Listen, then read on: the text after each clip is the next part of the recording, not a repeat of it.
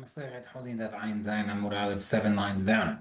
Ha'unish bara ha'etzim diyatzeh la'chutz. There's a case in which the bone broke and it went through the skin partially, and it was mostly covered by flesh and skin. The ishtakil kuratita mineh, but a chip became detached, meaning a piece of the bone fell off. After the committee, he came over to him and he said, "Sheyat very good. We postponed his halacha, his psak for 3 hagim to give enough time for the rabbis to decide." And he still couldn't answer it. Amar Alayhi Rav Ada bar Matna, Rav Ada bar Matna, Zil Kamed Rabba bar Rav Yosef Bahma, go in front of him, the Harif Zakina, because he's very smart, very sharp mind. After the came over to Mamar and he said, Michti Nishbara Esim Salahusnan Amishna said that if the bone broke and went through the skin and it's covered majority of mutar. Malina Famalete, who cares if the bone fell off as long as it's being covered, it's fine. Amar de Gineva. Mitlaket Ma'u, if the skin and the flesh is there, and there are some pieces are connected but are added but not continuous connection, meaning the skin got ripped up all over the place. What's the halacha? What if it's flattened? What if it's decayed? What does this mean decayed? Anything that a regular vet, if he was trying to heal the animal, would have cut off and shaved it off, that's considered decay. No answers. What if the flesh covering the bone was punctured?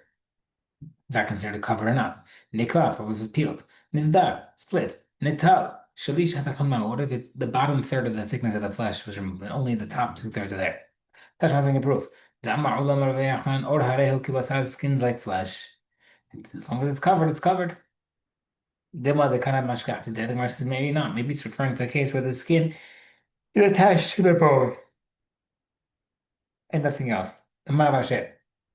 Gavin a puppy, Ibailan, we were in a puppy's yeshiva. We asked, Nigdar kimin tabad ma, what if the flesh was carved away like a ring around the fracture? So the meat,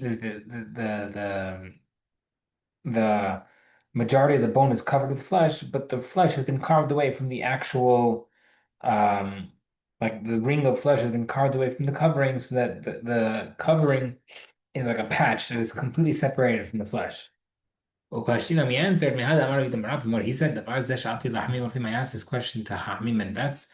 He said, if you scratch the flesh of the bone, it'll regenerate. But if you only a bone should be scratched, but if you use metal, it would aggravate it and it won't regrow. So we see if the flesh can regenerate, it's mutar. That only applies when the bone has its own flesh attached, meaning it has something attached to it, that's how it could regenerate. No Mishnah. Asher had the behema outside Shliach. Someone slaughters a female animal and he found an amniotic sac inside. Never sheyafat ochlena. Person who wants to eat it, he can eat it if he has the stomach for it. The enam is not tumad, lo tumad ochlena. Food tumad, lo tumad nivlat, not nivlat. Heshevela, if you wanted to eat it from before, mitara tumad ochlena can become like food because before someone does not have intention, it's not regularly food, therefore it won't be considered food. But if you have intention for it, you activated it. Abalot tumad nivlat is still not tamad nivlat. Shayashi has something said came out before it was slaughtered. Asuram you can't eat it. Siman Vlad Ishat, because that's a sign of a fetus in a woman. Siman Vlad not a sign of a fetus, an animal. Separate halachot for each one. Every sack technically can contain a fetus, whether it's an animal or a human. Therefore, even if we don't see it, we have to worry that it was there. And therefore, if maybe the head of this animal did come out of the amniotic sac when it moved out. Therefore, we have to worry that it was born already. Therefore, it counts as a child, whether it's for an animal or a human. Obviously, for an animal, it makes it asur, and for a human, it makes it considered a birth, if it's like a bechor. When an animal carrying its first fetus and miscarried, you can throw it to the dogs. Regarding the hekdesh animals, take a very, you should bury it. Don't bury this in the fork of the road. Don't hang it from a tree. Because this was the kishuf, the black magic and superstitions that the Amorim did were not allowed to do their ways. How do we know that if the animal's amniotic sac was found, you can eat it? You found it inside, but if it came out, you can't eat it. I don't know what it says. You can eat any animal. Maybe even the amniotic sac could eat it even if it came out a little bit before birth, before slaughter. It not the sac. مثلا 1 second. There's no sac without a child. It's true. You don't need a pasuk, but we learned it logically, but the pasuk is a hint. It's inferred. Then there's no tuma, not food, not name of that. But I was talking about order hamor shall come. What's the if you cooked the hide of a donkey deeply? Lemai, what do you mean? Either tomato clean you want for food to name of Mishnah. That says what? Either we have Mishnah will see soon. Eight matanavin regarding to Tumanavda, Tina also the Mishnah. What are the Mishnah out? Mat Ochlin regarding Tuma foods, the Tanabet says that or Bashia, sacked and hide, and Mitamin Lachin is not considered food for Tuma, or Shalakuba Shashela, or hide that was cooked, and any other sack was meant had intention to be eaten, Tamin Lachin, it can become Tamil with food. As food. Tomato Nidina also the Tuma of Nidab Mishnah. The Nidla Taz, the Torah says if the animal dies to touch the body, it should be Tamil. بالطبع نتهايد بالطبع تكون تمام طبيعيات سنيز بالكناين من الهورنز بالبدافين متوفس remember احنا لا نسرق على عشان see kid it only applies when if you made like a stew with it by cooking it inside so we see clearly that if something is cooked there is it can to be eaten it can become tuma food no tuma of nevelos what's the hadush really you are teaching us the food halacha and why if teach that b'shani or hamor d'ma'is and why it's mentioned donkey specifically because the heart of donkey is actually disgusting and therefore it's making a bigger hadush sheyash we said the mishnah the sack came out partially it's asur Marvel Lazar, Lotion Alasha and Mavad, it only applies when there's no baby inside the sack. Aval Yishlam Mavad, the baby inside the sack and it's the fetus is still inside. And Hashin Levar Achayo, you don't have to worry maybe there's another fetus in that sack, and therefore, since the fetus is unborn, it's not the sack is mutar. And then any Mavad, either way, whether or not there's another fetus inside, Hashin Levar Achayo, you still have to worry there's another fetus inside and it's already born, and therefore the Emin of the sack should be Asur. And is that the case? But Amar Abba Yemei Allah Muhammad Amar Allah was only Mahmir, seemingly that we said that he's saying that Elazar was strict, but we're learning him as lenient. Well, we explained it. Amar Rabbi Elazar, La Shan Wala She'enak Yishab Elazar only implies that it's Asur if the sack is not attached to the fetus. Actually, the is attached to the fetus, and Hushin Barachai, you don't have to worry about it. We only hold that it's not a that it's not a sur when there's no fetus. There is a fetus with the sack. Ben kushura bavlad and ben kushura whether or not it's attached and hashin bavlad. We're not worried. But that's when now we're saying that the bazaar is more strict. Tana with proof according to bazaar. If a woman gives birth to a fetus that looks like a type of animal, bird or a wild animal, but she ends amniyat asak with it. The halacha is bisman shishra, and if the amniyat asak is attached, ain't hashin bavlad. You don't have to worry about another child that was there. Ain't actually behind. If it was not attached to the feed sack,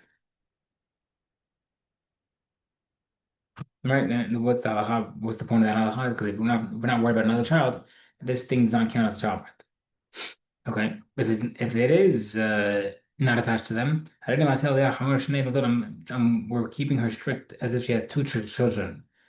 We're imposing the stringency that maybe there was another child that dissolved, and therefore she's tameh, and it might have been a female that would be extra tuma versus a male. Because I would say maybe the embryo of the amniotic sac dissolved, and therefore the amniotic sac of that embryo also dissolved, and that's why we have one and one. Okay, I'm the animal carrying the first fetus miscarried when it was an amniotic sac. You can throw it to the dog. You don't have to worry about blachor. I tell about why. I mean,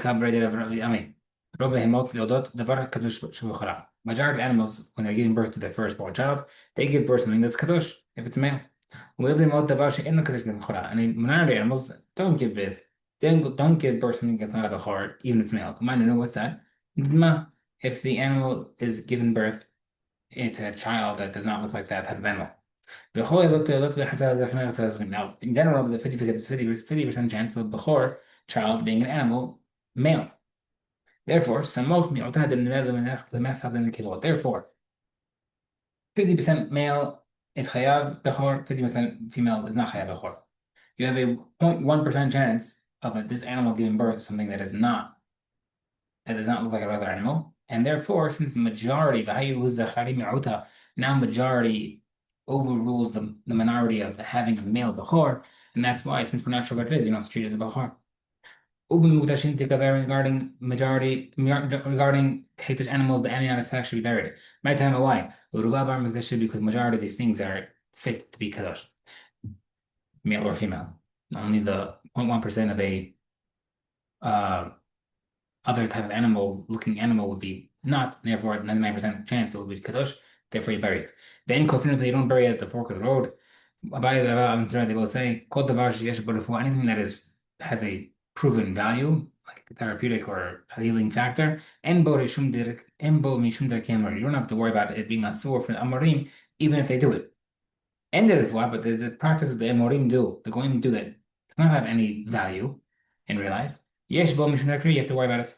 V'tanya, one second, but it says, "Ilan shemashir bertav," a very vital, very strong tree that's is the fruits are ripening too early. So you can dye it with red paint and burn and put a lot of rocks on it, which is what the Amorim do.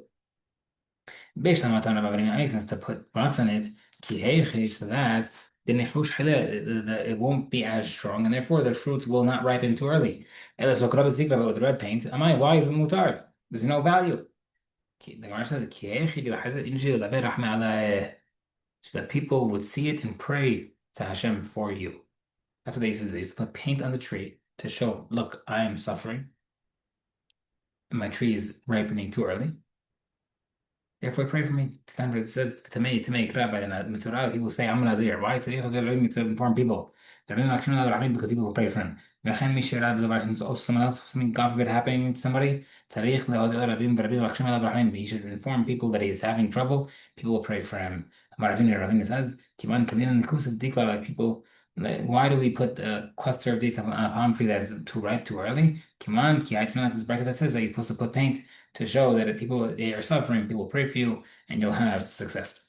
Amen. Inshallah, we will have success. Amen.